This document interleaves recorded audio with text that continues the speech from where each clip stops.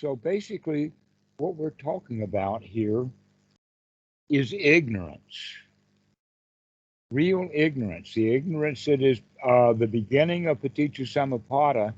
And ignorance, surprisingly enough, is the highest, the last fetter. Isn't that interesting? We start off ignorant as children, Mm-hmm. wind up as Buddhas, still ignorant. Except that the distinction is that along the way, and in the beginning, when we don't know, when things are confused, we're full of doubt. That leads to worry and perhaps even the feeling of insecurity and danger. Mm-hmm. So there's a point in time when there's got to be something that's called enough. And when we get enough, that means that we don't need any more. It's almost like, and this is a really big one for me from my youth, is walking into the hotel that's got a huge smorgasbord of all kinds of things to eat, and either somebody else pays for it or I'll pay for it. It's not much money, $10, $12, whatever it is nowadays. Maybe back then it was $2 or $3. But the point of it is that now I paid my way in here. Can I eat all of this? What Mm-hmm. is enough? How many trips back to the smorgasbord to try to do it in can I do? 5 platefuls, 10 platefuls before I've had enough. I've always got to have enough, and there's still more food to eat. Okay, we are now begun to understand that that's true with knowledge also, Mm-hmm. and that any of us are just hunger and thirst after knowledge, and the more we get, the more we want. And we don't have that understanding of when is enough enough. Because I'm not going to know everything. Yeah. Many examples of that. But one of them that's my favorite is that the dean has a party and all of the professors and heads of the departments from all over the university come to his party. All of them at this university are heads in their field. They're very intelligent and very educated one's a physicist, another's a mathematician, another one's a psychologist, another one is a nursing specialist, all these kind of things. And then each one of us walk in there and be jealous of every one of those guys as if there's 50 people in that room. Each one of them is full of knowledge, and yet none of them know what the other 49 know. They're all mostly ignorant. Because even though there's 50 professors and you've got one thing done, you've got 49 people here that are better at their thing than you are Yeah. by a mile. Yeah, you can't be Wait multi. a minute. How can we handle the fact that there's something about it that we would call vast? Mm-hmm. And sometimes that strikes. One example was this was years ago when the BART, the Sky Train, was new. And I'm riding on this Sky Train, and I began in a very short period of time to get a load of the vastness of Bangkok. It's like, wow, I could not build this thing. Mm-hmm. In fact, no one can. This thing that I'm looking at took 200 or 300 years with literally hundreds of thousand people, each one doing their own thing. But look at what we've got. Okay, so we can either think of it as a city like Bangkok, or we can think of a complete understanding of knowledge itself as a base. Like Mm-hmm. at a university, there are so many people, and not one of them will know all of what all of them know. We cannot do that. We have to accept that we're going to be vastly ignorant. The question is, can we get let's talk about it down to percentages, in the sense that each one of them, at best, will get about 1% of the human knowledge. One person can get about 1%. but they don't need 1%. Maybe they only need a 0.5%, and that's enough to where other people can have 2% of the entire world's knowledge, and they still don't have enough. Well, to what purpose though? Like, why do they need even? We're driven by instincts to do that. That's what makes us human.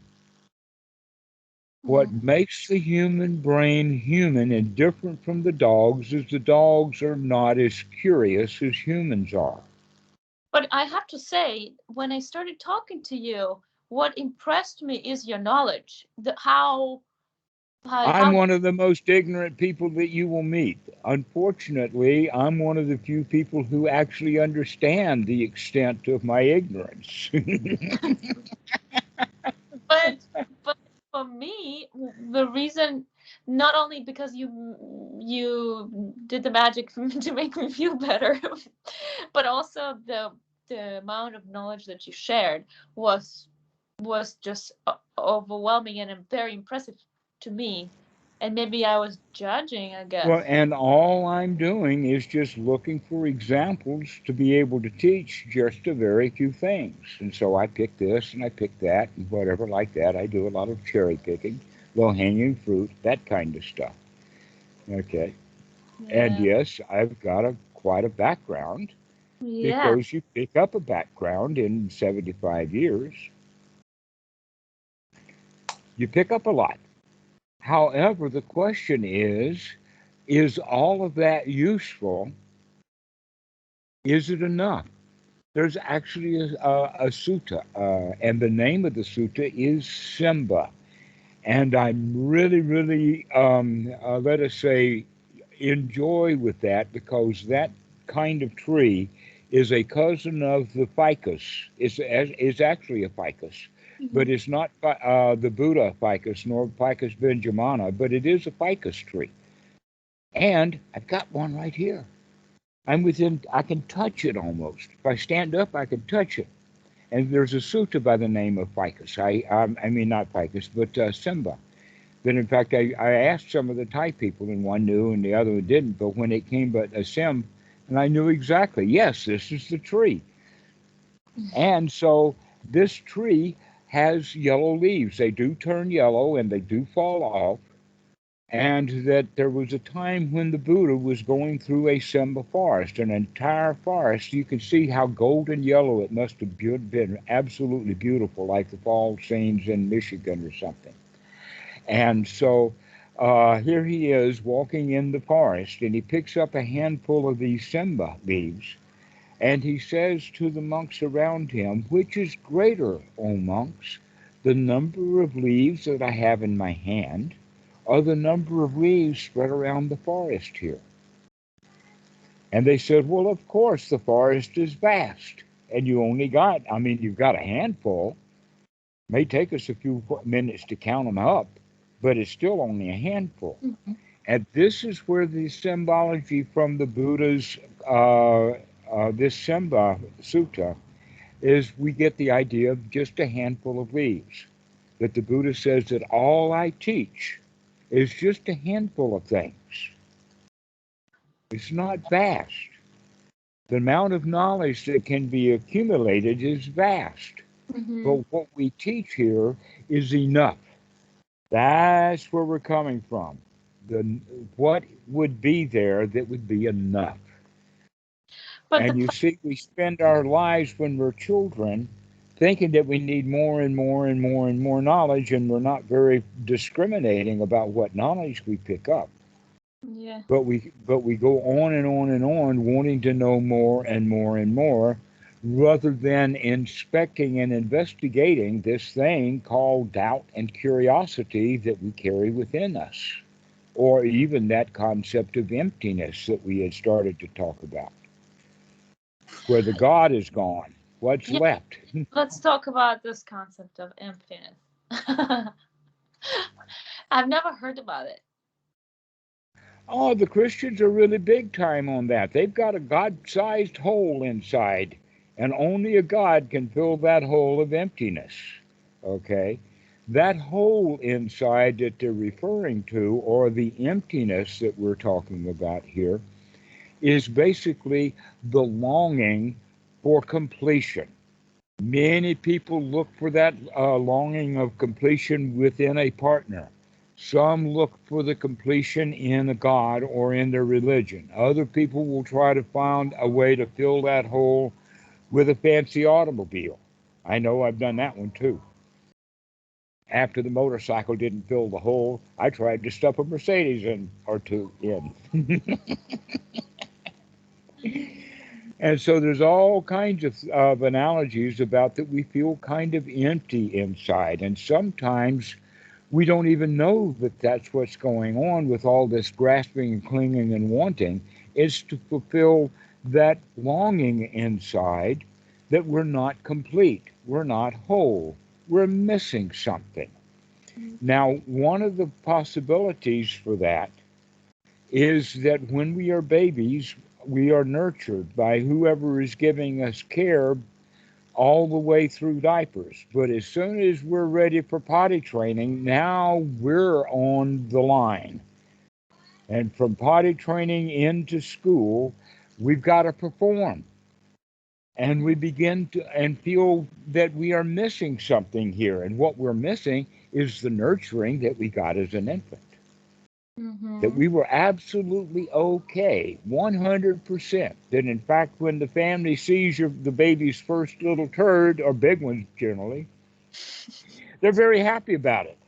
But if the 16-year-old kid goes and puts one of those things on the living room carpet, there's going to be hell to pay, you see. But when we're babies, we can get away with everything because everything is okay, everything is fine. So we grow up longing for that, but we forget what it was that we were longing for, and so we will grab anything to shove into that hole that's being unnurtured. So me coming to a conclusion that there is no God is making Kind me, of you ripped a big hole in there, didn't it? and now I'm longing for decision making, for taking charge, for taking, well, for Well, what? what I don't know for sure, that's something to be investigated, but we already have pinned that it is strong enough for you to go leave Russia and go to the United States to try to find whatever it is that you're looking for. You're not quite sure it is, but why are you going? It's because you have a feeling of missing something. Wow. Okay. I never looked at that this way. Yeah, I guess missing something of, yeah, if I stay here, I know what's gonna happen here, and I don't know what's there. I might as well just go there, find it out. Well, you don't know what's going to happen in Russia. You No, just don't know. but within my proximity, where I am, I already can predict where this is gonna be, where I'm gonna be, how this is gonna play out. Hmm. Well, I don't know about the situation, but you look like you're living in a fairly nice house. You may or may not plan on getting kicked out of it. I'm not sure about any of that. Yeah. That could be it. But when you do get kicked out, then you can say, yeah, now I have a hole inside. It's the house that I'm missing, a place to live, because Uh-huh. that you actually need. Uh-huh. Uh, but let's go back. I've got a couple of things to say Okay. about that God Okay. that we have had. Martin Luther King Uh-huh. had a phrase that was very famous. He said, free at last, free at last.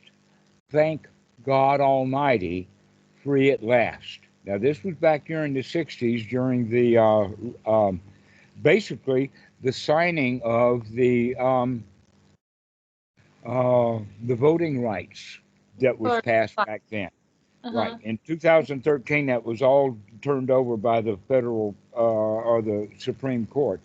But he had a feeling of freedom. Mm-hmm. But what has happened to that phrase has been that it's been changed. into free at last, free at last. There is no God Almighty. Free at last. Because the real freedom is from the oppression of authority, and he was thanking God for the freedom from the oppression of the authority of the U.S. government, to where in fact the real freedom is by giving up all authorities' oppressions that are embodied or thought of or conceptualized as God. Because if the police don't get you, God will. Okay, God's the backup for all bad things that happen. He is blamed on everything. They even have it in contracts, like insurance contracts, like acts of God, Mm-hmm. right? Those are not acts of God. Like force majeure circumstances, acts of God. They're Yeah, t- uh, they actually have that in American documentation some places, not just in God We Trust, but they talk about some things are insured, like flood insurance is an act of God, a flood. God did it. mm-hmm. Right? So that's kind of the way, but when we look at the world that way, that means that we've absolutely got no control over how we feel, because how we feel, God did it. God did this tsunami, and I'm supposed to feel bad when God sends a tsunami.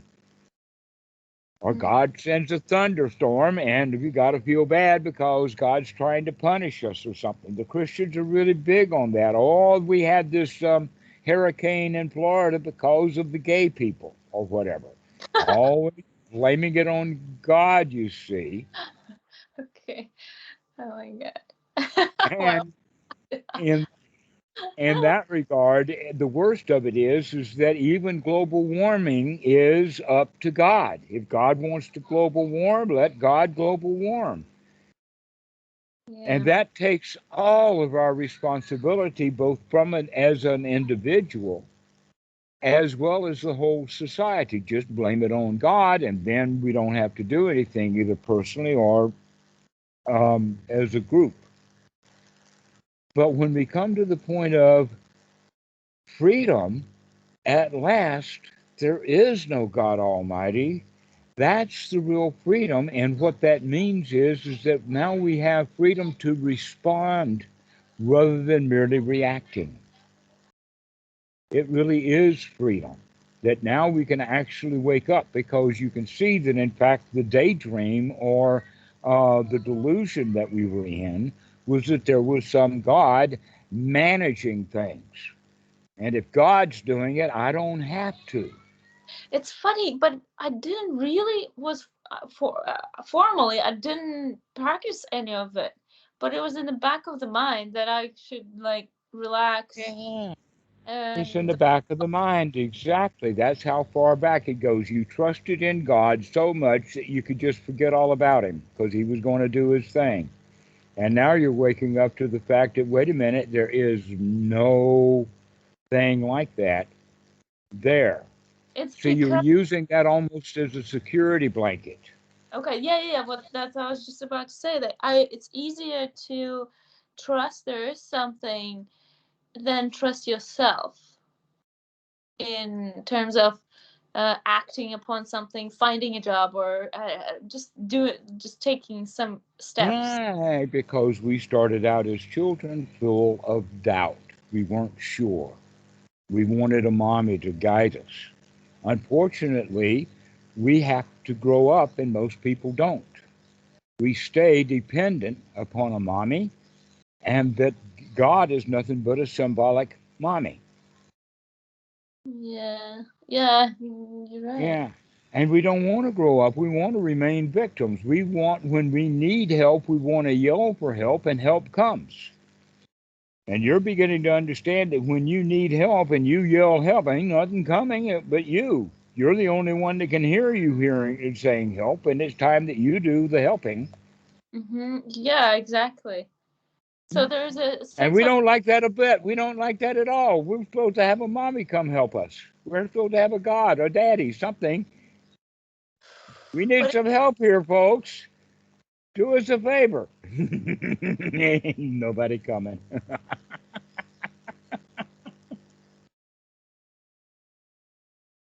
So with that, you have an agency. Is that the confidence that you were talking about? The confidence in whatever's happening is. Yeah, whatever's happening, have the confidence that you're okay. You can handle this. You don't need a mommy to come get you out of whatever's happening. You can do it yourself. But that's almost easier because. It actually is. That's one of the secrets. That's one of the things that a lot of people say, gosh, this stuff is so dead easy, and I thought it was hard all along. Yeah, because there is no extra something playing within your life now. Right. It's the constant wanting help, thinking we need help, asking for help, not getting it, Yeah. being disappointed, and starting that process all over again. Now you're waking up to there's no God to help you. There is no mommy. There is only your own mind. That nobody can help you fix your own mind but your own mind. Now, a piano teacher can listen to the piano student and correct his piano playing, but she cannot go home with him. When he goes home to practice, he's got to do that by himself. Mm-hmm. This is where we're coming from, is that we have been reacting or acting in the same way over and over and over again, expecting new results. I've heard that as a definition of insanity. That's why the whole world's crazy, is because everybody in the world keeps doing the same thing over and over again, expecting new results. Yeah, yeah, yeah. Instead of what Bhikkhu Buddhadasa said, look at what you're doing. If at first you don't succeed, look at what you're doing. Okay, so this is what you're beginning to do now. You're beginning to wake up and recognize that ain't nobody going to help you, but you still haven't come quite yet to the point of recognizing that, but you can. That in fact there are three levels of doubt, and that all three of them need to be eradicated to be fully on the path of the Buddha. That part of the path of the Buddha is that we are so confident that we are completely free from doubt. We've got enough now that we know. We don't know everything. There's so much Dhamma. In fact, anytime that somebody makes a statement about the Buddha said this or the Buddha said that, and I know for sure it doesn't fit in, the only question or the only thing I'll say is, okay, give me a reference. I want to see where that came from. And almost always nobody can give me a reference because they just, it's just hearsay. They don't know where they got it from. All right. So that's part of the eradication of the doubt is that when you remember something, you not just remember what you remember, but you remember the source. You know where this came from. You know whether you made it up or whether you got it from a book, and if so, which book, or if you heard it from someone, who did you hear it from? This is sourcing the material. In scientific papers, that's required. You got to source your material. And Yeah. yet, many of us go around living our whole lives making stuff up and thinking that it's true, and we don't even have a source for it. Wait, hold on, hold on. So what is the flow then? What's the well? We're talking. Is there such a thing as a flow? The No, flow. we're not talking about right now a flow. We'll talk about that later. Okay. Okay.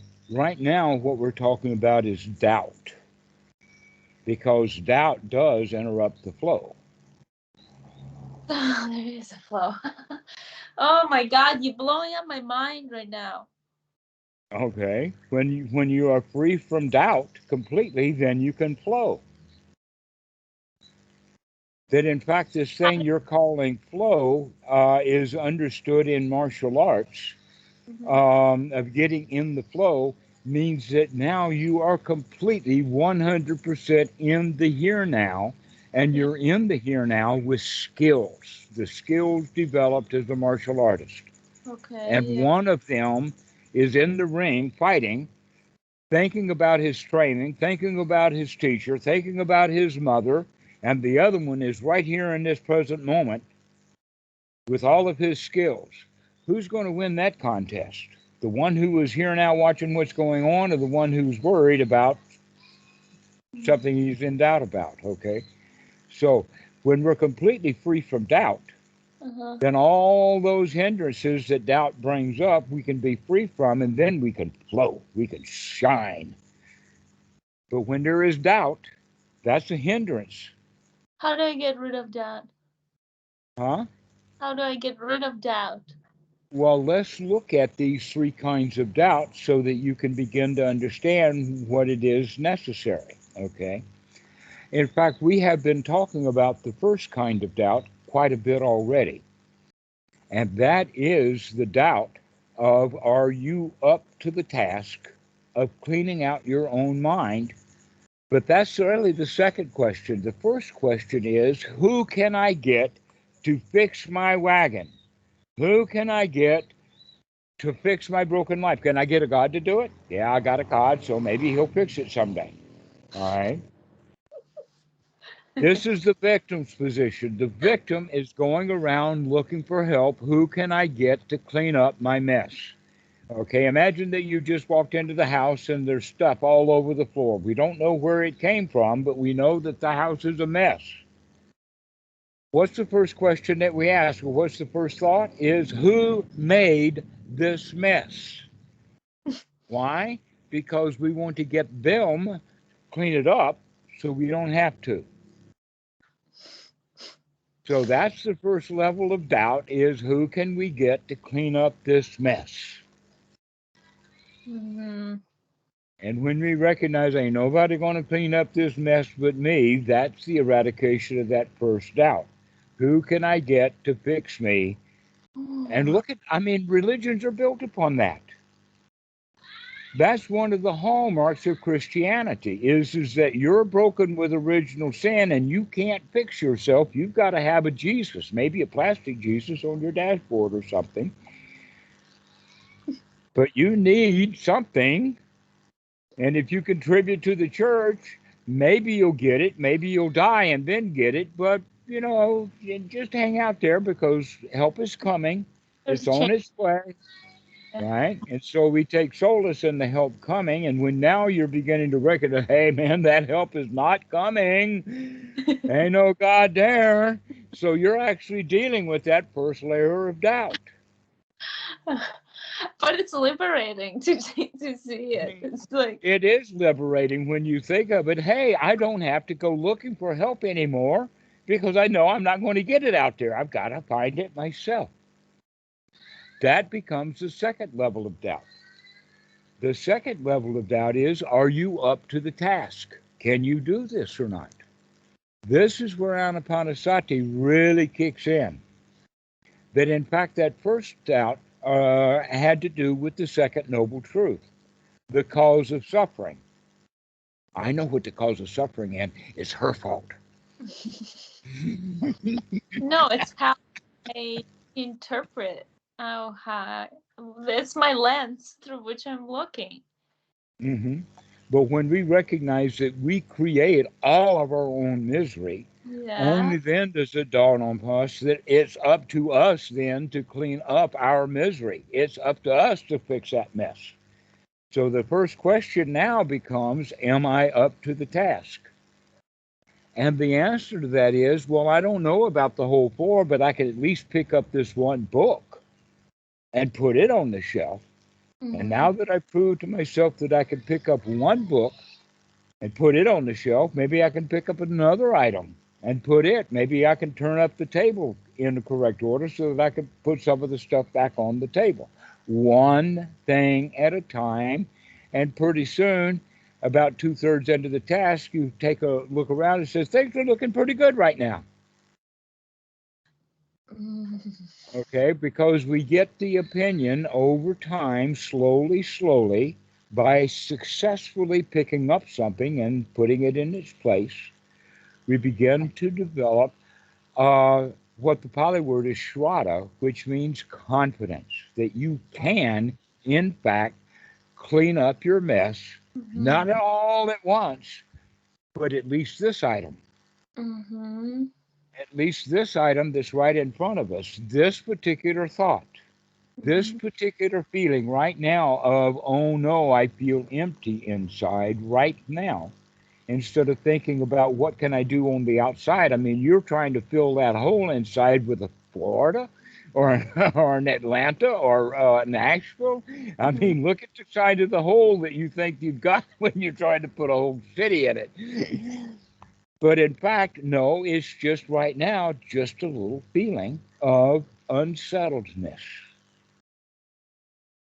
But the answer to that is I can handle that unsettledness. I can take a deep breath and I'll be okay. Because I felt unsettled when I missed God. Now Mhm. that I recognize I don't need God, I'm okay. Mhm. Freedom at last. I can sit here and feel okay right now and not have to deal with that big hole, gaping hole inside. It's just something that I haven't been used to. Mhm. Okay, many people will call it disappointment. A lot of people, in fact, do call it disappointed. That they're completely disappointed with their church and they'll leave the church, but they're not quite ready to let go of God because that's too big of a disappointment. Mhm. But it's also the freedom to get over that first hurdle because you can fix your own problem, but that's the second question. The first question, in fact, is predicated upon the second question, which is no, I can't do it myself. I have to have some help outside. But now that you've come through that first one back to the second one, you recognize ain't nobody going to help me no matter how bad I want it. Now the question is, can I help myself? Mhm. The answer is, of course you can, because you've already been doing that. In fact, you got to the point of recognizing that there was no God because you were already beginning to help yourself. Mhm. You were Yeah. already beginning to Yeah. change the way you thought. And so we continue to do that. You continue having success, one success after another. Back to the analogy, picking up one book off the floor and put it on the shelf. And then look at that.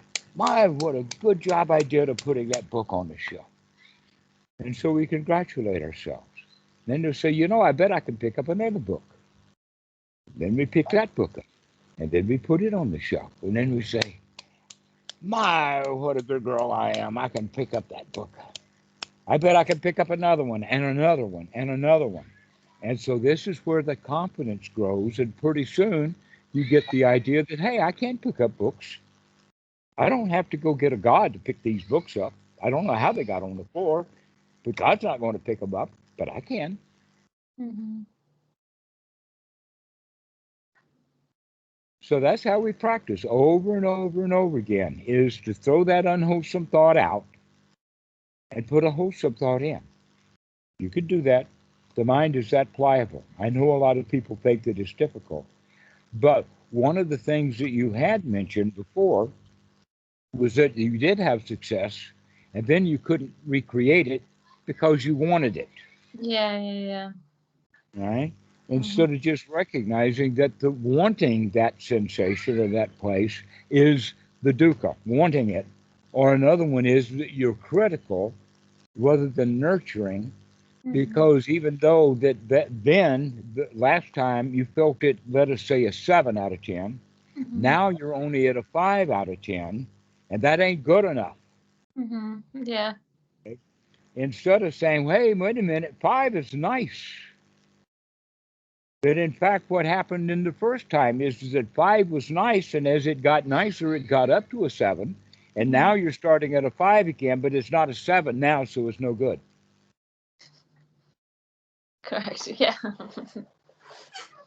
So you're comparing and comparing. That's the dream world. The Mhm. dream world is comparing the reality of the situation. And the reality of the situation is you felt a 5. Isn't that marvelous? You don't have to feel a 7. You can be satisfied with a 5. Mhm. Okay, and that satisfaction then is part of the feeling of success, that you can, in fact, feel good.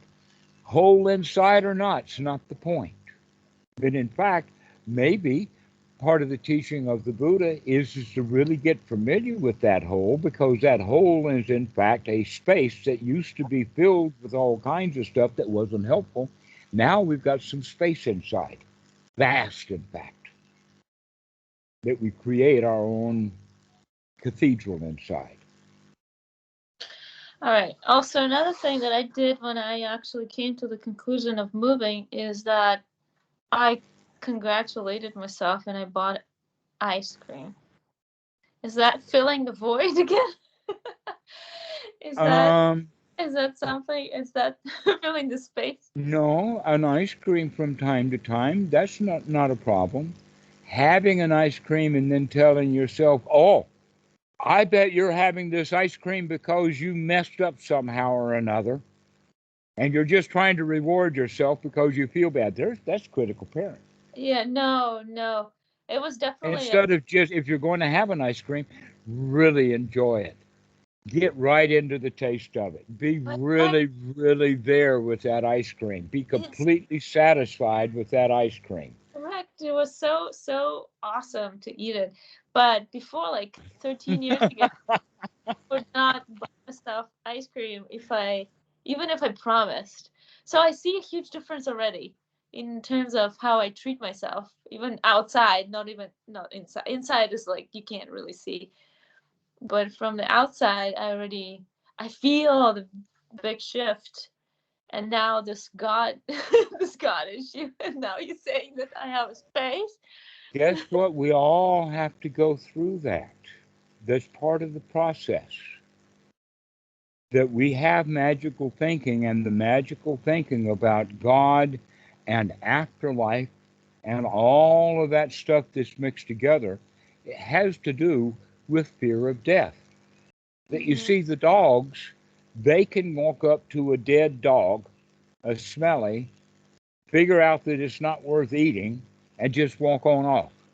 Mm-hmm. But it never dawns on the dog's mind that he, next week, may be laying in this same position.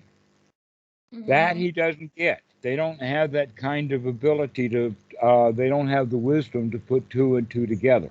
You don't have the Humans printing. can see one dead body after another and get the idea, hey, wait a minute, everybody dies, Mm-hmm. including little old me. And we don't like that, because we are, in fact, we have the instinct to stay alive. That how we do stay alive is because of that survival instinct inside. And Mm-hmm. so thoughts of death go directly against that thought of death, almost like the Auga horn that is in a submarine. When there is a breach and you've got water flowing into the submarine, that we feel that we've been punctured. Okay, and so we go Auga, Auga, Auga inside, danger, danger, danger, danger, because of thoughts of death. Mm-hmm. Mm-hmm. And so we immediately want to plug that hole up and tell ourselves everything is safe. And so this is where the job of religion comes in, is the job of salving bad feelings over death and dying. That most of what a religion is all about is funerals. One funeral after another, after another, after another, because people keep dying. And what's the preacher to say? Well, they were called home to God, right? Trying to make it sound really delicious or whatever like that. Very few preachers are going to do a whole lot of funerals by just saying, hey man, he's dead, get over it. That sounds so bad. That's so heartless. Well, but it's the best thing to do. He's dead.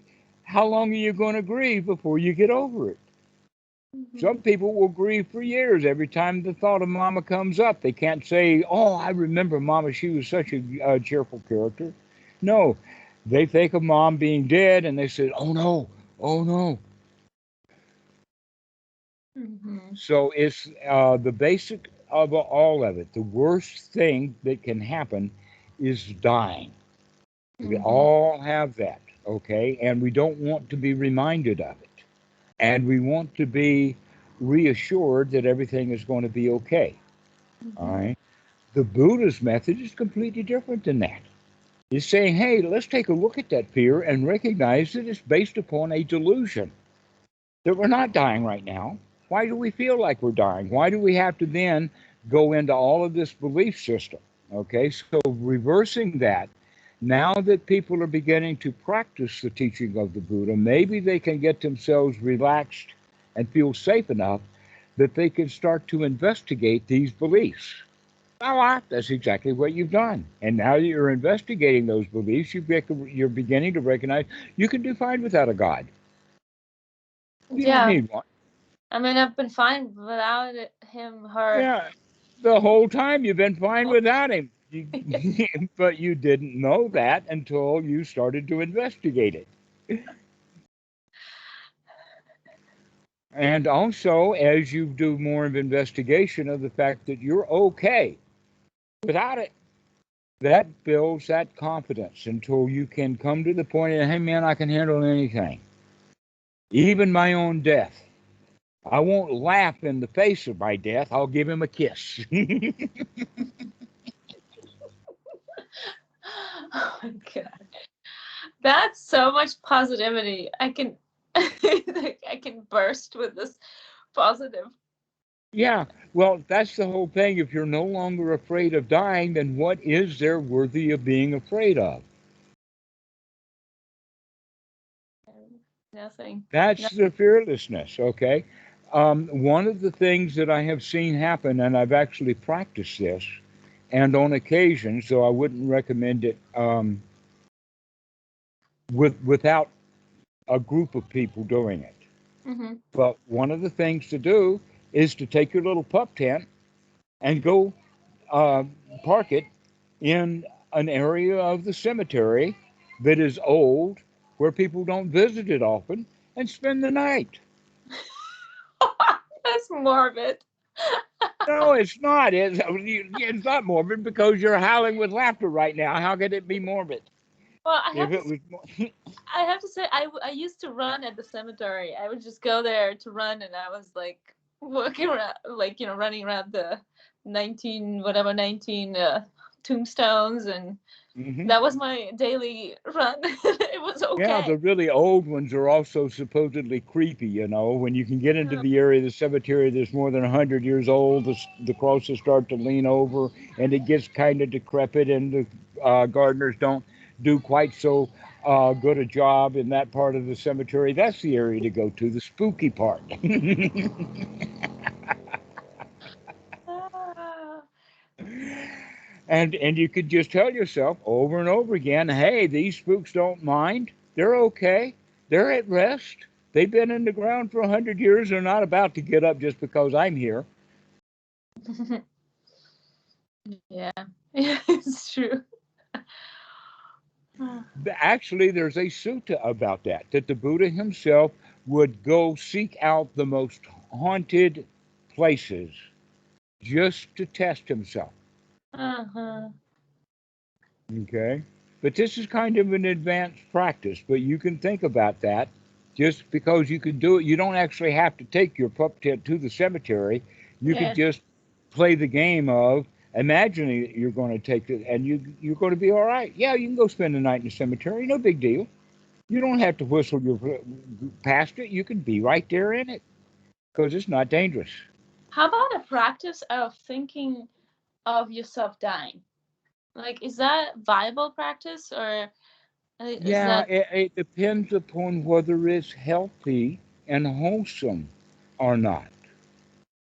So Uh-huh. you can actually have a death scene that's very wholesome. Imagine that your best friends are there to say goodbye. They know that this is your last. They've gathered together there. Everybody's crying in great joy and celebrating your life.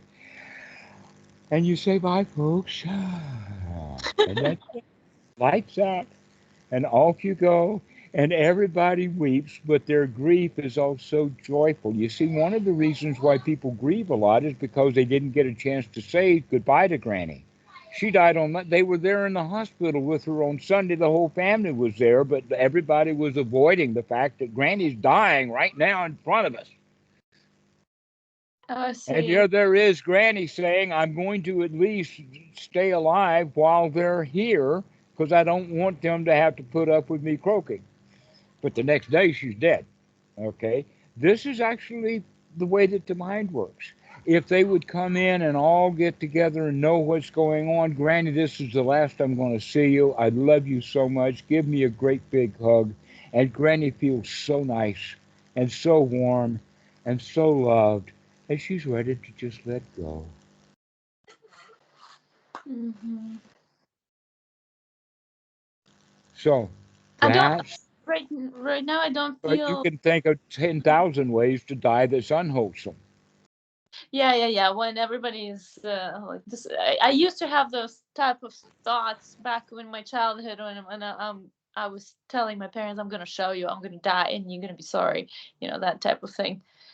Well, That was, of course. I mean, revenge is sweet for a kid. The only way you can get back at them is by croaking. yeah, yeah. That, I distinctly remember those moments when I was paying off with my death. Yeah. Well, if you have planned your own death when you were a kid, then planning your own death now as an adult is not so hard of work because you already know how to do it. So plan well. No, intentionally think about it. It's like the Stoics, I think. Yeah, Stoics, they practiced memento mori. It's Latin for remember death, or remember you're gonna die, Hmm. and that actually this brings more joy into the moment because yeah, you're gonna die. That's why. Yeah, that's right. Not only that, but you can add to that in the sense of, yeah, and when I do croak, it's going to be a very happy moment. Mhm. Oh, the highest peace. Finally, I can relax. I don't even have to breathe now.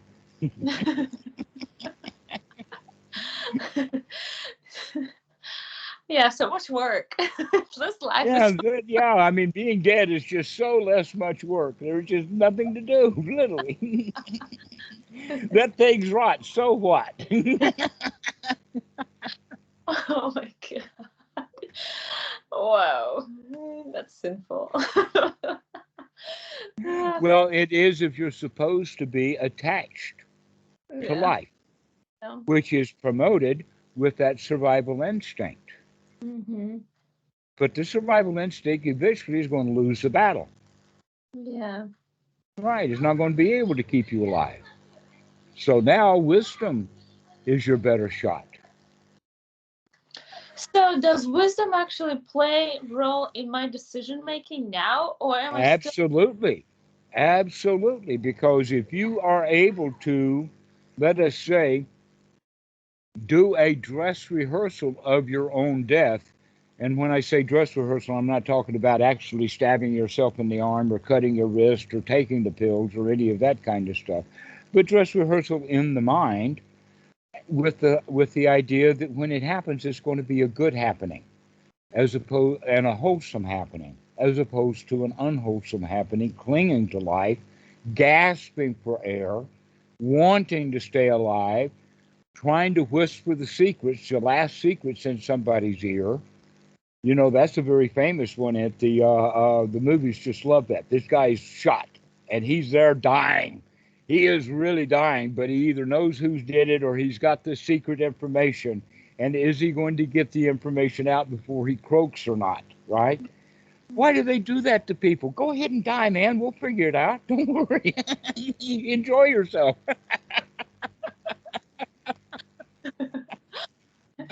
Oh, it's just dramatic. It's a dramatic moment.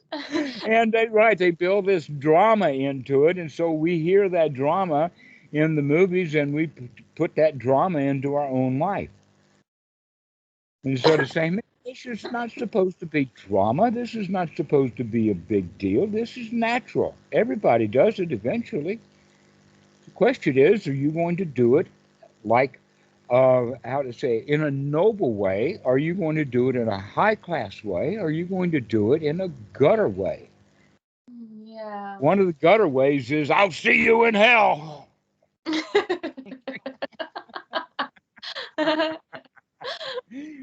As I slip right into it. Oh, Yeah, it's So, in fact, the wholesome and unwholesome thought for each moment is something to do in preparation for one's death so that you can have wholesome thoughts at that time when you die.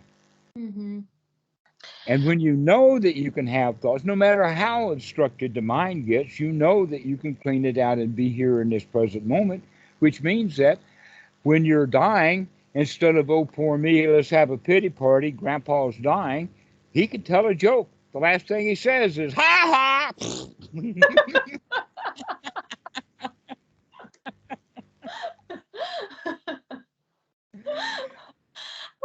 The question is it going to be wholesome or not? This thought, this thought, this thought, because one of them is going to be your last one. Oh, you got me. Oh, this is such a oh, it's such a heartfelt laughter. It's incredible. Well, death is funny. I mean, why do the comedians, so many of them, die right there on stage? Oh, oh yeah, exactly. Oh wow.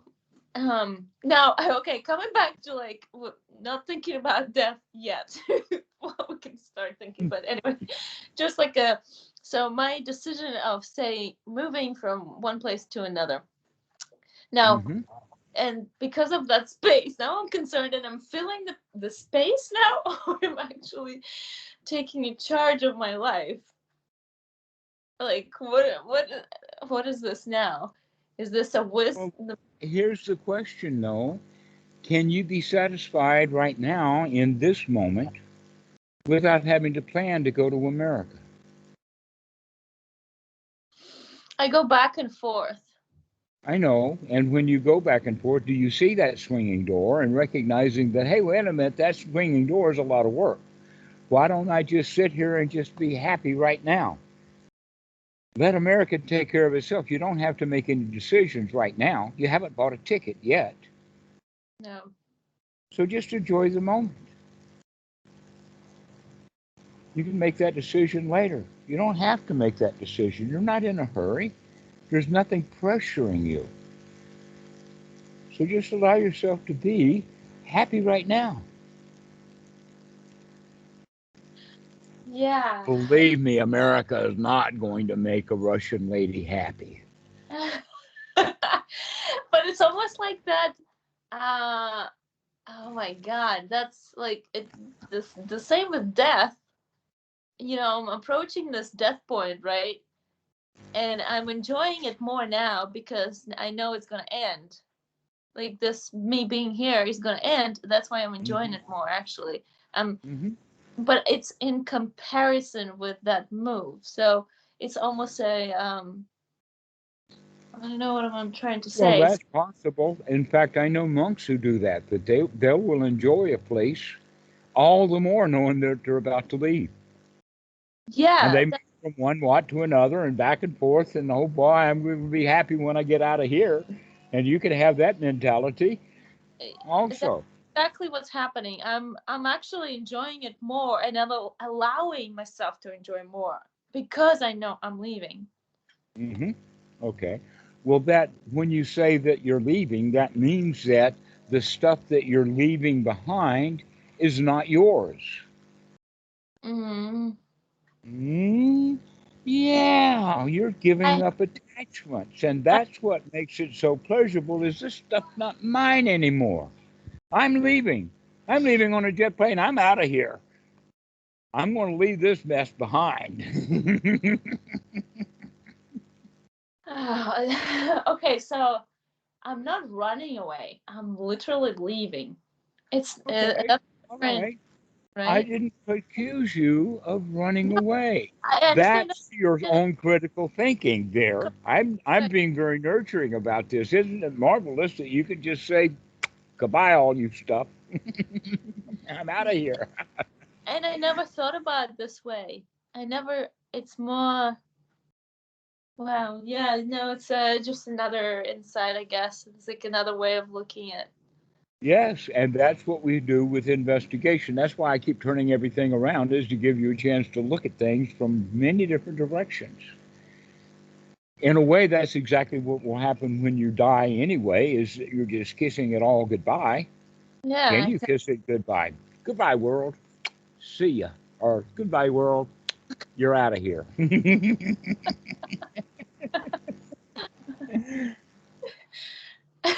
that's funny. Oh, yeah, it's a powerful and relief. It's a huge relief, and uh, Okay. wow. So just sit there and feel relieved.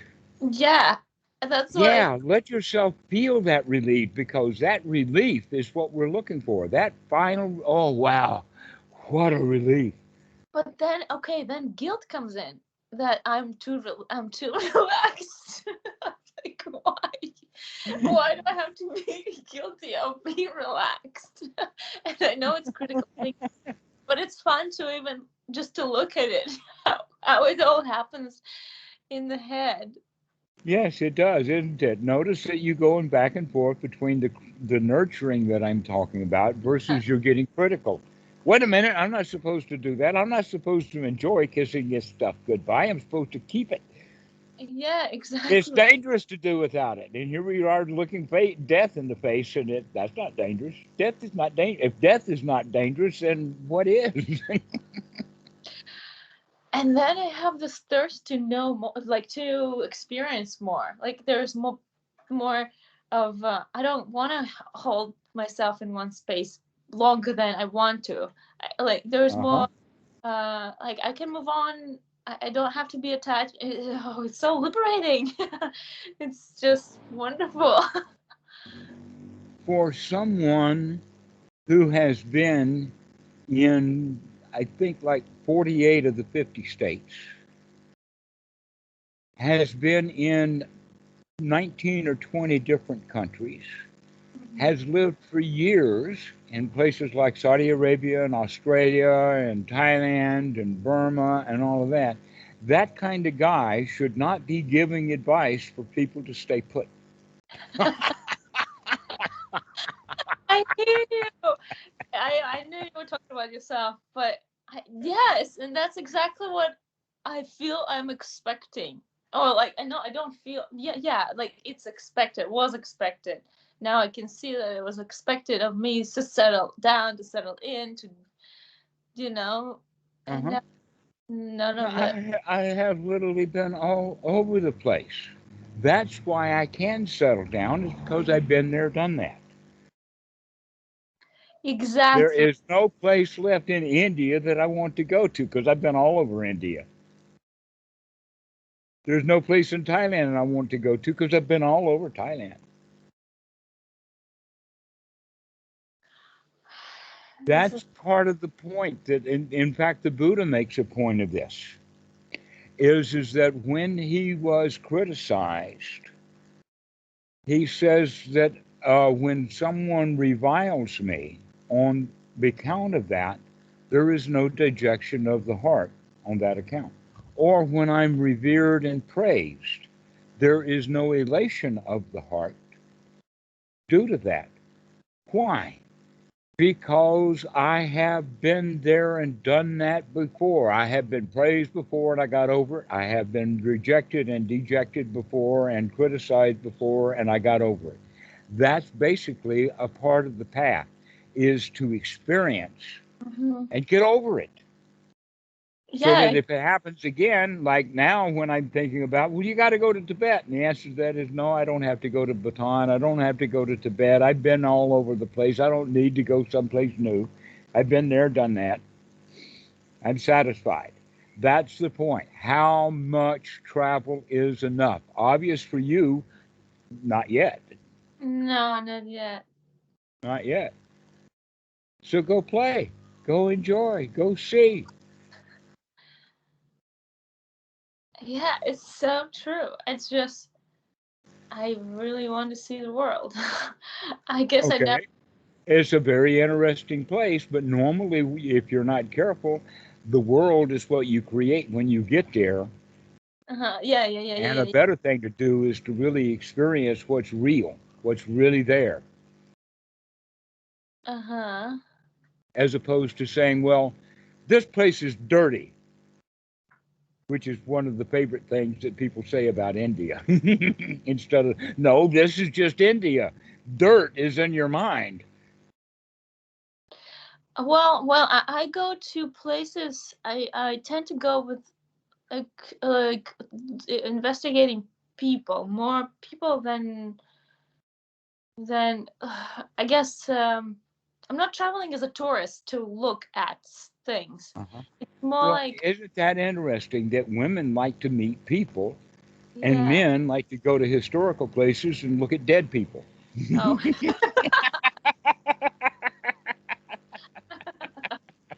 that's very true. Yeah. Wow. So, anyway, yes, there is enormous value in education. I think that, in fact, that's one of the problems with so many people is they don't travel enough at all. So they don't have a clue. People will hear in, let's say, in the United States, people will hear about Paris, goods and bads and ups and downs, and see photos, etc., like that. But they haven't been to Paris. They don't know what it's like there. The same thing is about India. It's almost like that every place has a different feeling, a different Hmm. smell, a, Hmm. a different ambiance, and that when we're really paying attention to where we are and what we're doing, we get to marvel about the variety of things that are available. But normally we compare the place that we're in now with the place that we used to be. And by that comparison, we begin to say, well, I don't like this because I remember liking that. Hmm. Hmm. We do that with food, especially unfamiliar food. I've seen it in myself that when I take the first bite of this food, it's weird.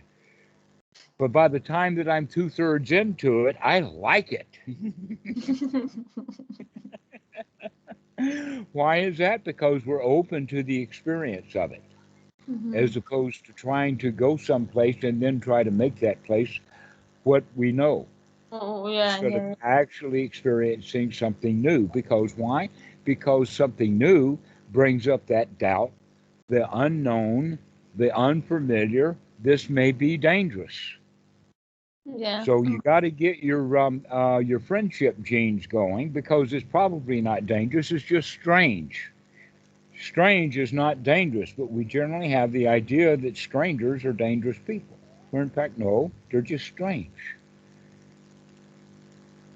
That in fact, that strangeness that is in strangers, when we succumb to that instinctually, is called racism and tribalism. Hmm. Hmm. Yeah, yeah, yeah.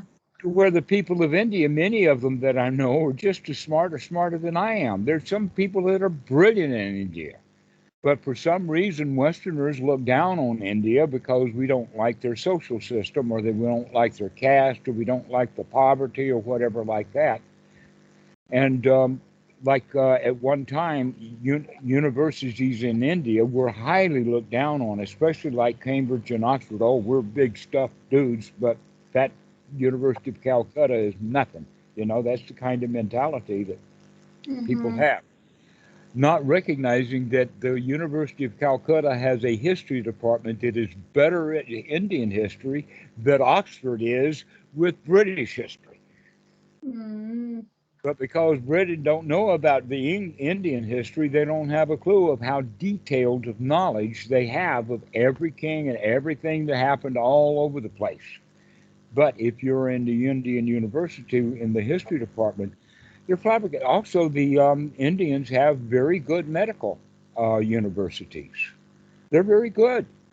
But worldwide, Indian universities are at the bottom of whatever ladders that people have when Mhm. they're thinking of foreigners or otherness or whatever like that. And so this is a danger that I would warn you about when you're traveling is don't be judgmental by comparing the people you're with people that you've seen before.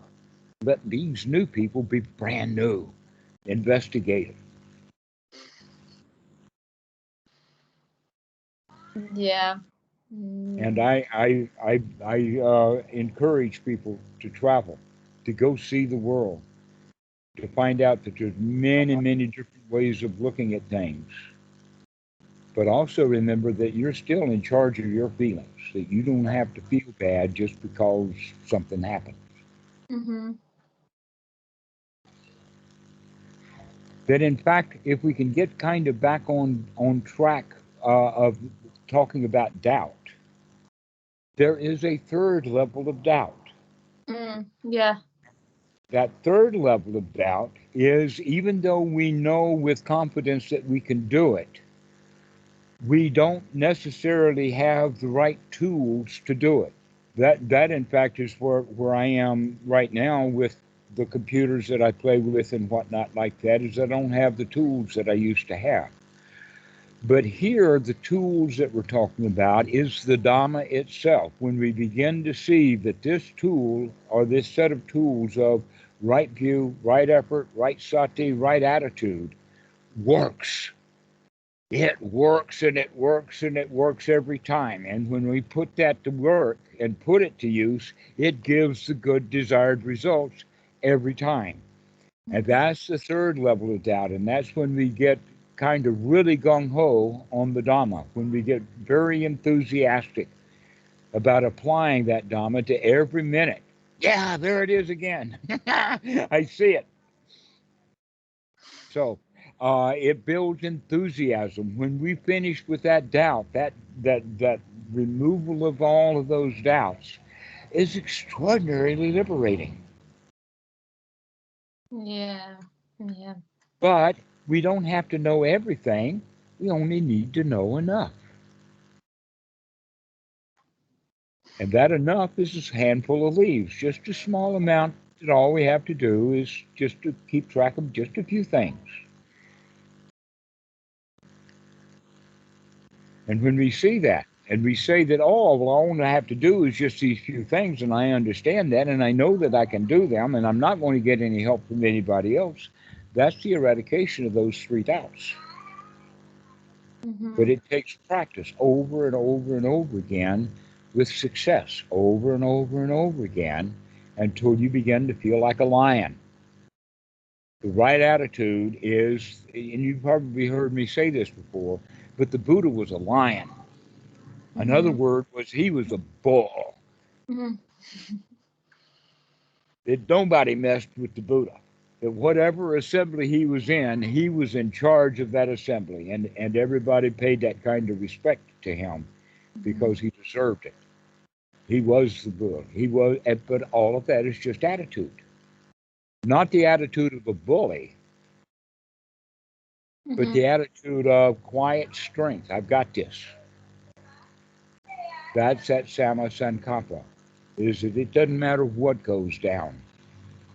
Even while I'm opening the lid of a coffin that we know has a vampire in it, I can handle this.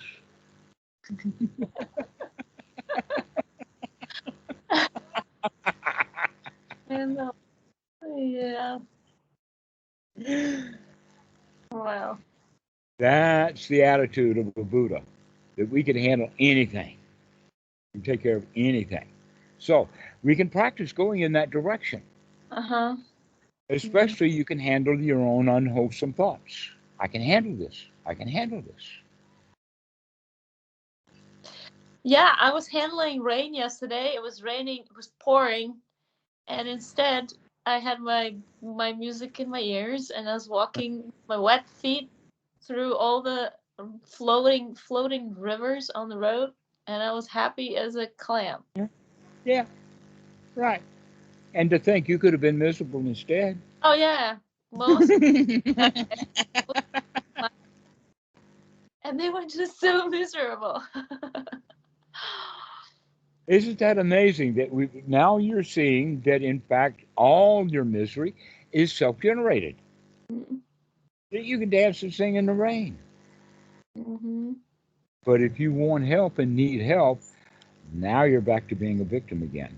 Mm-hmm. Oh, I could enjoy this rain if I only had an umbrella. Oh, please, Mr. God in the sky, can you see me? I need an umbrella. Uh, so then it goes down to nobody will help you but you yourself, and then the surrounding of you of good, like good wholesome people also matters. That's why Sangha is a big part of it. Yes, exactly. Uh huh. Well, I keep missing the Because you can see them. If they can handle it, so can you. yeah. If they've got the right attitude, that rubs off on you. You can have the right attitude too. That's why Sangha is useful, but it's still up to each person in that Sangha to clean up their own mind. But we get help by, but not necessarily direct help, Mm-hmm. just ambiance, Yeah, yeah, yeah. Mm-hmm. the right mood. Mm-hmm. Yeah, this is fascinating. Hmm. So all we have to do is to just relax. That's just remember, just you're okay. You don't have to go to the United States to be relaxed. Mm-hmm. But I'm not about to say don't go travel, that you're all okay and you don't have to go anywhere. You can just sit there and relax. That's true. But it's also, there's a big, big, wonderful world out there. Take your joy, spread it around. Mm-hmm. Yeah, it's really, it feels amazing. It feels liberating. Free at last, free at last. There is no God Almighty. Free at last. I can do it myself. Yeah.